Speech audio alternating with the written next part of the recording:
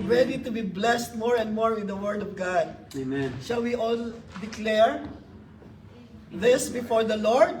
In Christ, I am deeply loved, totally forgiven, highly favored, totally forgiven, and abundantly blessed.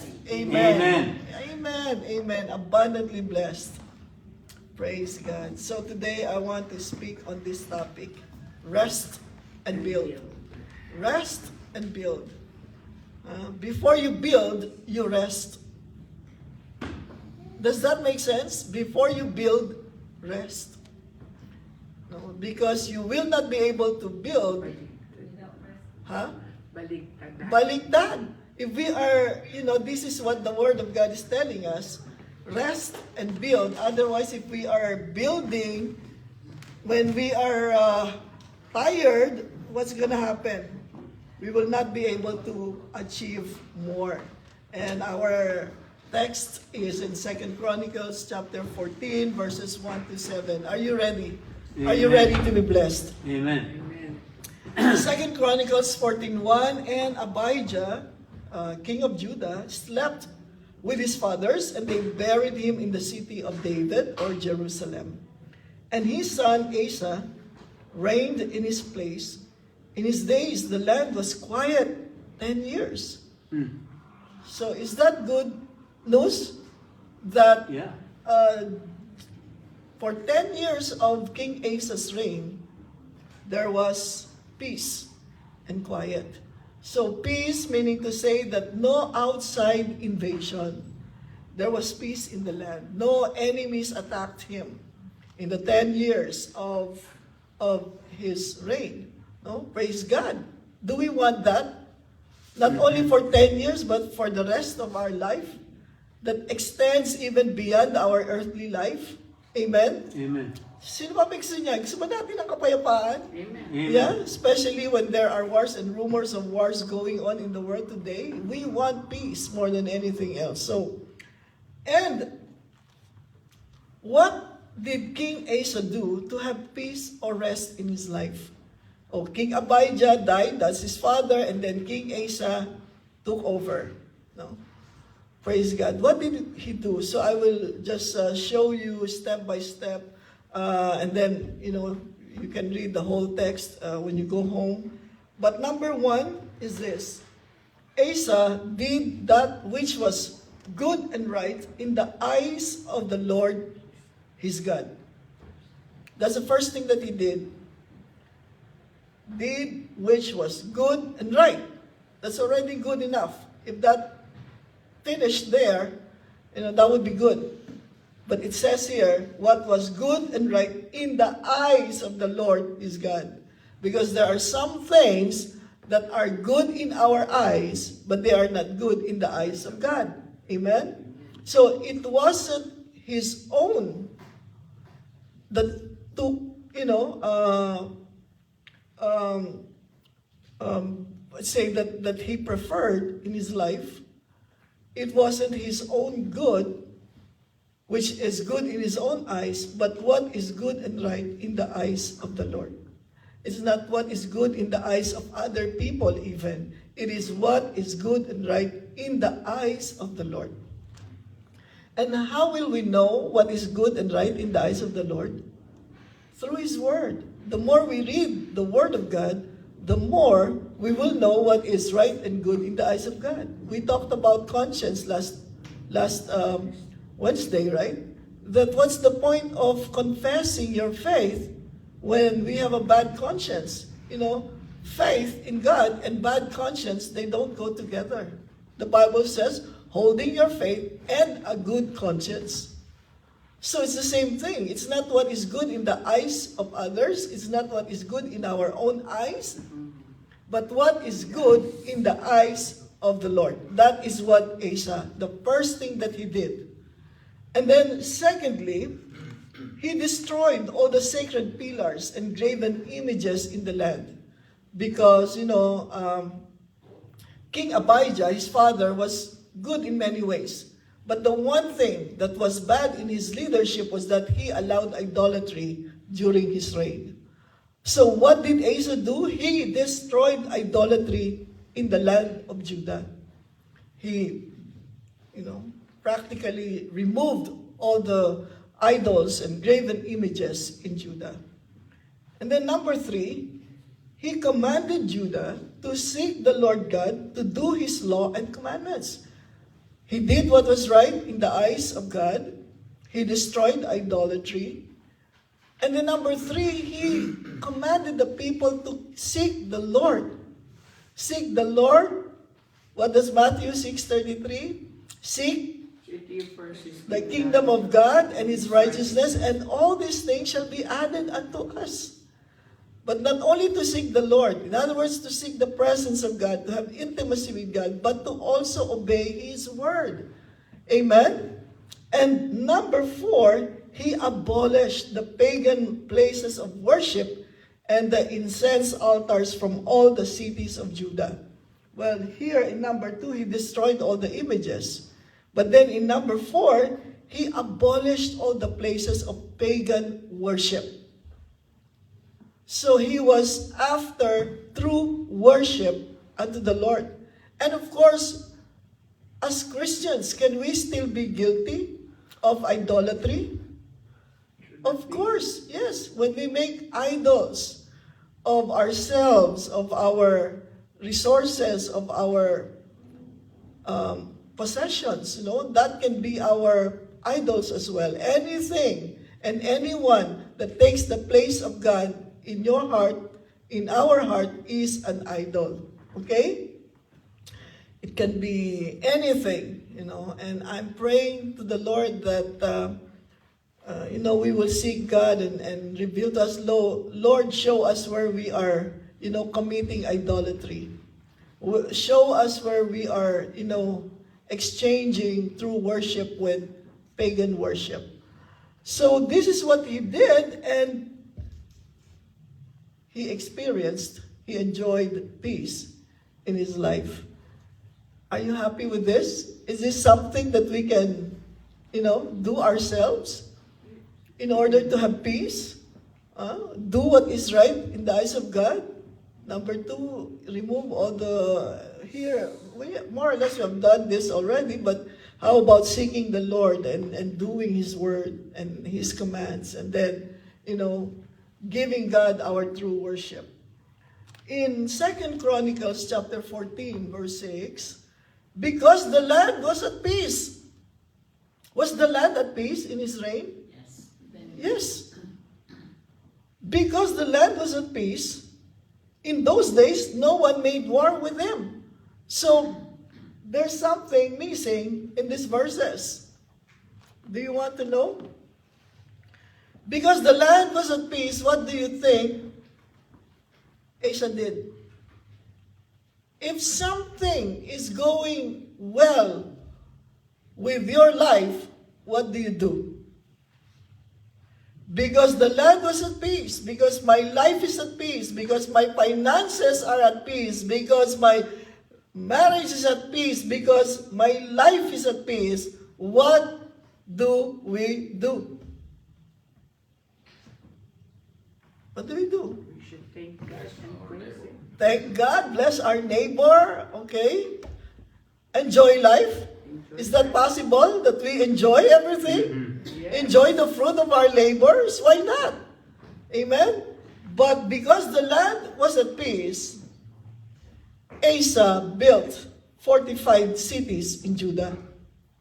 Because you think that because everything is peaceful, we can just, take things for granted.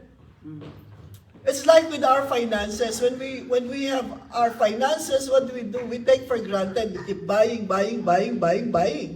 Amen? Is that true? Amen. When we have money, what do? We go to the mall right away. Shopping. So I heard this from somebody who knows economy, and this is what she said, why Filipinos are not getting ahead financially. Talking about, she specifically mentioned Filipinos in the Philippines, okay? And this is what she said, because Filipinos are consumers.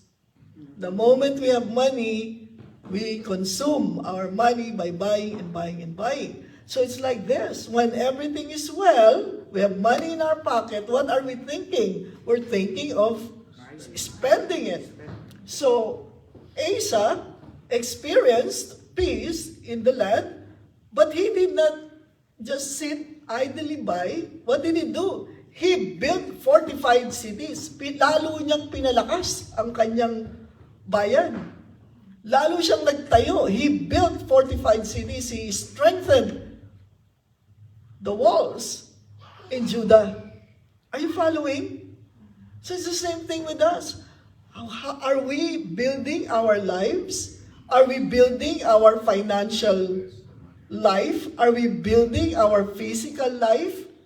You know, it's like when we are all healthy and strong, what do? We abuse our bodies. And then, you know, what happens next? We get sick. Amen? So when everything is fine, when everything is peaceful, that's the time to build. If you have money today, that's the time to build your wealth. That's the time to invest. That's the time to do something that will help you in the future. So Asa wasn't thinking, oh, I am enjoying peace. I'll enjoy peace. You know, no one will attack me anymore. So he did not rest on that false thought of just sitting pretty. Amen? Amen? Naintindihan natin? Amen. Pag maganda ang panahon, magtayo ka. Mag-build ka. No? Build. In those days, no one made war with him. Or what did you think, Asa? What do you think did he do? Huh? When everything was peaceful, he built fortified cities. Now that no one is making war with him, what do you think? Because the Lord gave him rest. In other words, he recognized that no one was not making war against him, not because he is good, he is strong, he is mighty, but that it was God giving him rest. It's the same thing with us. Even in our finances, when things are you know, you remember the rich man who had plenty and said, oh, I'm going to build more barns, you know, to hold all my goods. But what was told him, you know, fool, because tonight you shall be required of your soul. So in other words, let us be quick to recognize that we are enjoying what we are enjoying because of the Lord. Asa enjoyed peace, enjoyed the fact that no one was making war against him, not because he is the super soldier, super warrior, but that because it was God giving him rest. Amen. So who's going to give us rest? God. Who's going to give us peace? The Lord. Amen.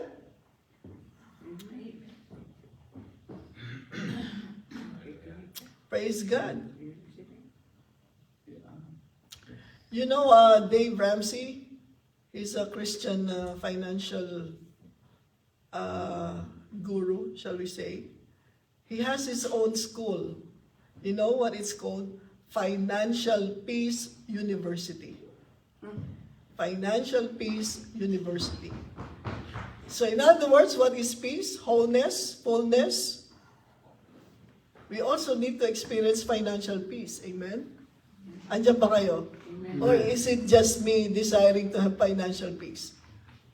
Huh? O gusto rin natin yon? Amen. Amen. Amen. Beloved, I wish above all things that you be in health, even as your soul prospers. Okay? So he said to the people of Judah, number one, he built fortified cities, and then he recognized that God is the one giving him rest. So he said to the people of Judah, verse 7, let us build these cities and surround them with walls and towers, with doors and bars. The land is still ours because we have sought the Lord our God. We have sought him And He has given us rest on every side. Do you like this? Rest on every side. Front side, back side, right side, left side. God has given us peace. It's like peace has, covered us. Front and back and sideways. Don't you want that? In every side means peace in our relationships, peace in our finances, peace in our spiritual life, in our emotional life, in every aspect of life. Praise God. Has God stopped being our peace? No. Jesus is our peace. But we need to be doing what is expected of us. So they built and prospered. They built and prospered. It wasn't like, oh, you know what, let's just not care about anything anymore. No, they built. And when they built, they prospered. It's the same thing with us. If we're not gonna build anything, how will we enjoy anything?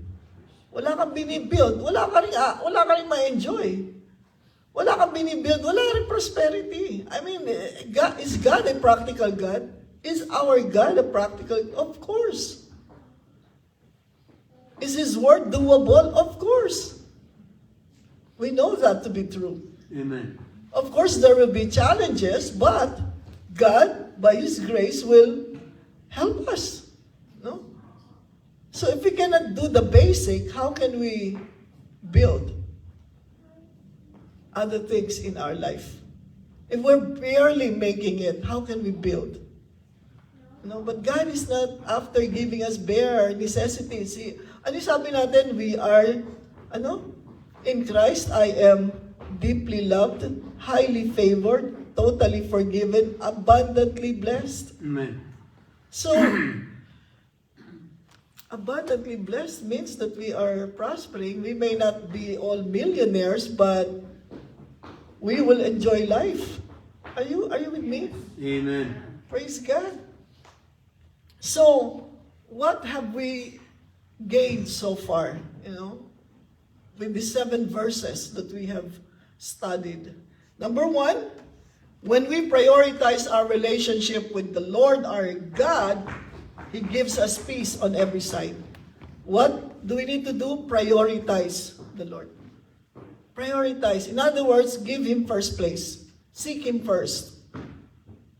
Tama ba yun? Amen. That's why, I just want to, what is your formula for saving? This is very basic. If we have our income minus all our expenses, and whatever remains is our savings, we will never be able to save anything. So what do? We have our income, and then we put God first, we tithe, and we save. Many people are debating, is still tithing today? It's up to you. I mean, it's up to you to take God at His word. I'm not here to pound you on the head, tithe. If you don't want to, who will force you? If you don't want to give, who will force you? But I'm here to tell you, take God at His word, and see if He will not open the windows of heaven to give you what you need. And I don't know what more we are all waiting. Lightning and thunder, maybe? Are we waiting for lightning and thunder before we obey the Lord? I hope not. Just like Asa, when everything was peaceful, he built fortified cities. And that is also expected of us, right?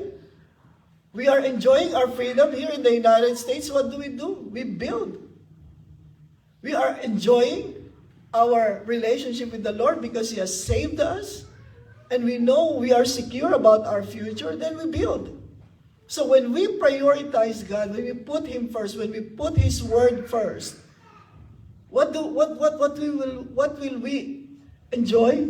Peace on every side. We don't have to pound our head because we need money. I'm looking for someone to borrow money from. I'm looking for, there's just all these things going on. And then, secondly, times of peace allow us to rest and focus on what He calls us to build in our lives. Times of peace. Are we enjoying times of peace? I know we are. So, take this time of peace to rest so that we can focus and build on what God wants us to build. Like for instance, another segue.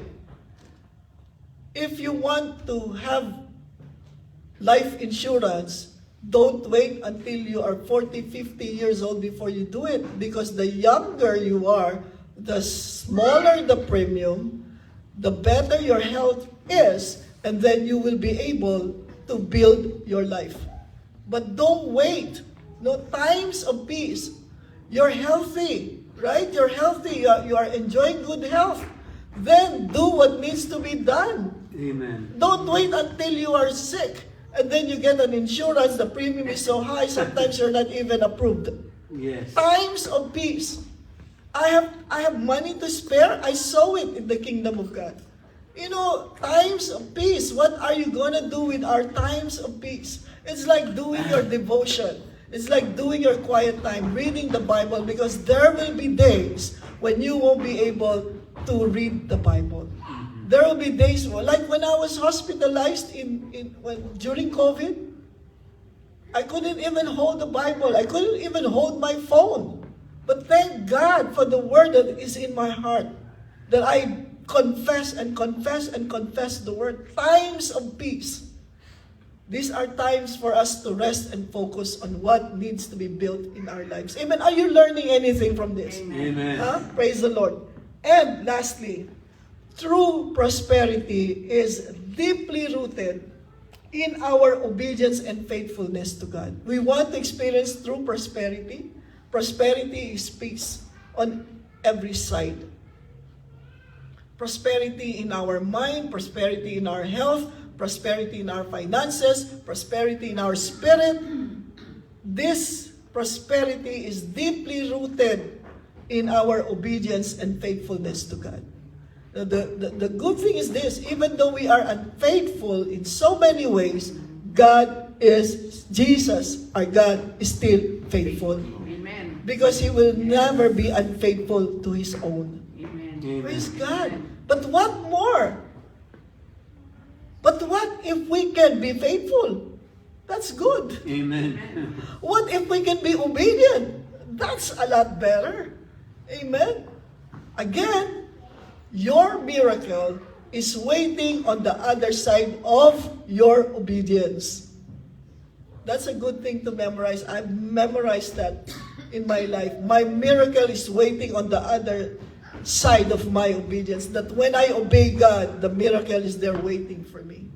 When I obey His word, it's right there. And you've seen it. I know you've experienced it in so many ways. And so, rest and build. Rest in God. Amen. Rest in His goodness. Rest in His promises. And then you build. Amen? We cannot be building if we are troubled. We cannot be building if we are worried. We cannot be building if there's so many things, making us troubled. We cannot build in times of trouble. We can only build in times of peace and rest.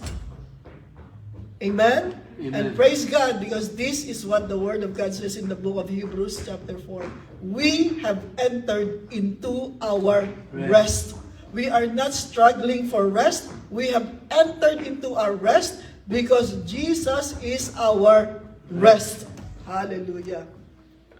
Are we struggling for rest? No, Jesus, our Savior, is also our rest. Amen. Amen. Have you been blessed with the Word of Amen. God? Amen.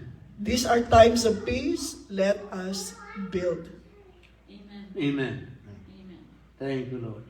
Thank you, Lord. Thank you, Lord. These are times of peace. Let us build. Amen. Unless you recognize that peace, you will not build. So recognize, I am at rest. Therefore, I am building. Can we all say that? I am at rest. I am at rest. Therefore, Therefore, I am building. I am building. Amen. Let us Amen. pray. Let's bow our heads. Father in heaven, thank you for your word. Thank you, Lord Jesus, you are our rest. And thank you for giving us even all the resources to build the life that you want us to have. Lord, bless your people. Bless your people with wisdom. Open the eyes of our understanding. Lord, thank you for giving us courage to stand on your word, to believe and to do your word. Amen. Because all your promises are yes and amen in Christ. And your word is alive and powerful, O Lord God. Thank you, Lord. Heaven and earth shall pass away, but your word shall abide forever. Your word will never lose its power. Amen. So thank you, Father. Thank you, Lord God, for today. We pray for those who are sick. Let healing flow through their bodies right now in Thank the you, mighty Jesus. name of Jesus. Oh God, let them have faith in believing for their healing. Thank you, O Lord God, for giving us peace to those who are troubled on every side, financially, emotionally, physically, oh God, even spiritually. Let them have peace today as they put their trust in you. Thank you, O God, that your will for us, O Lord God, is to enjoy our life here on earth. Let heaven be brought down to earth. Thank you, O God. We bless you. We honor you. We give you all the praises. In Jesus' mighty name. And everyone say, Amen. Amen and Amen. amen. Amen. God is good all the Praise the time. Lord. Amen. Thank you, Jesus.